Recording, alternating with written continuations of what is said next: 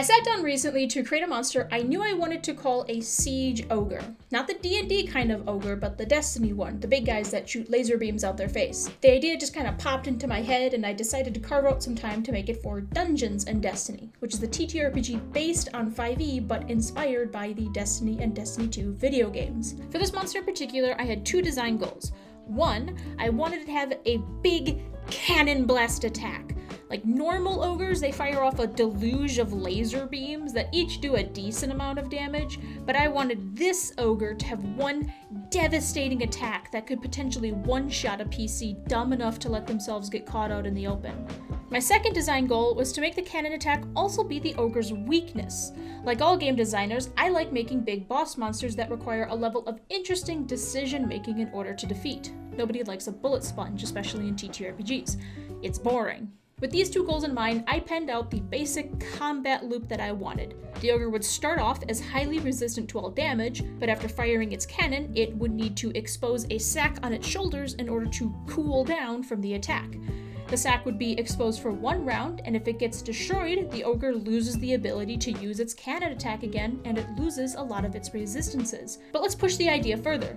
Instead of merely weakening the ogre, let's make it so that destroying the sack gives the ogre a new way to be an absolute menace to the party. In my head, I'm imagining the sack as a container for whatever magic the ogre needs to use its cannon attack. The sack is what controls and contains the magic. Without the sack, the magic goes feral, creating this damaging aura centered on the ogre. It's not as much damage as the cannon attack, but there's no save against it. It's automatic. And then to make matters worse, let's say that destroying the sack also unburdens the ogre, allowing it to move faster so PCs can't easily outrun the aura. So now we have a dynamic setup. We have a monster with an absolutely devastating attack, as well as a way for PCs to remove its ability to use that attack. However, in doing so, the PCs create a new problem for themselves, one that takes the form of an auto-damaging aura. I also want to turn it into an ultra creature, a special type of cinematic monster developed by Velvet Fang. An ultra creature is simply a monster with multiple pools of hit points. Damage gets applied to one pool at a time, and whenever a pool is reduced to 0, the monster gets to interrupt initiative in order to perform what's called a breakthrough action. Breakthrough actions are the monster's response to them realizing they're losing momentum in a fight. The monster might change the terrain, call on reinforcements, perform a high-risk, high-reward attack, or even change their form. I want to keep things pretty basic for the Siege Ogre's breakthrough action. It's simply going to regrow its sack and at the same time recharge its cannon. I want to keep this basic because the monster is meant to be part of a story. The PCs have been getting on the Hive's nerves, growing stronger and bolder and taking out more of the Hive's leadership. The Hive are developing this biological weapon in response, and they're kind of doing it in a hurry, so it's not a particularly fancy monster overall. If and when the PCs defeat this monster, the Hive can make another one that is maybe a bit more fancy, and so on and so forth. By keeping the first version simple, I'm giving the narrative of this monster room to grow. Remember, monsters don't exist in a vacuum, and they shouldn't be designed in one either. So now we've got our breakthrough action for this monster, and it does present a problem in that because it can just regenerate its magical munition sack, why should the PCs bother trying to break it at all? Well, let's give them an answer to that question.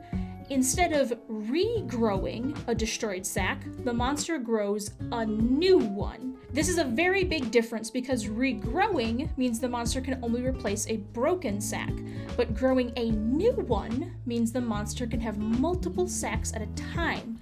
The more sacks the monster has, the stronger and more dangerous the cannon blast becomes. It's now time to do the thing you've undoubtedly noticed me not doing, and that's picking out all the numbers for this monster.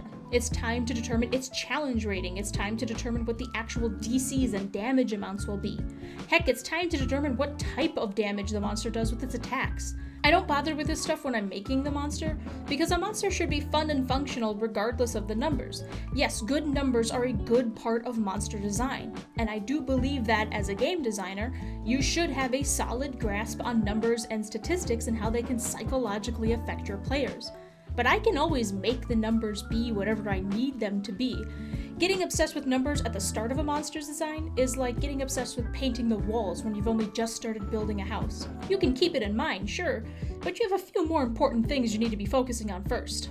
I also took this time to give the monster a unique legendary action, because I realized that in order for the auto damage aura to really work, the monster does need some form of area denial or control. Finally, I'm going to make the sack a component of the monster.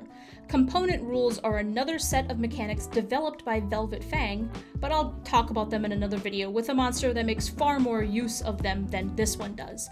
So thanks for watching, and let me know what you think about the Siege Ogre down in the comments. Did I go too hard or too soft with the design? Is there something you think I might have overlooked or missed? You can also download the stats for the Siege Ogre from our Patreon. I'll leave a link for that down in the description past the like and subscribe button. If you are a patron already, you'll be able to download these stats plus stats for a few other monsters just for you. Until next time, make good choices out there and try not to die.